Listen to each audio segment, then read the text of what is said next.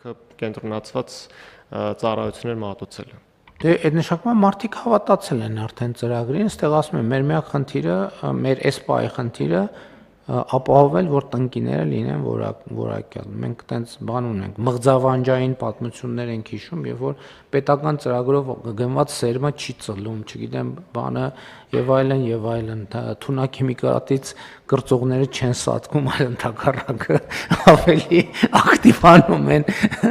Հետո մենք չենք ուզում նոր բաներ, քրեական գործեր, այտենց մենք ուզում ենք բերք, մենք ուզում ենք արդյունք։ Եվ խնդրում եմ ուշադիր լինենք եւ պարոն Խաչատրյան, այդ իրոք այդ տնկիների հավաստագրման մեխանիզմն ի վերջո ունենանք, որպեսզի հանգիստ այս ծրագրերը կարողանանք իրականացնել։ Խնդրեմ այլ դիտարկումներ չկան, ըստ այդմ դրվում է քվեարկության հարցը, ովքեր են դեմ որոշման ընդունմանը, դեմ չկա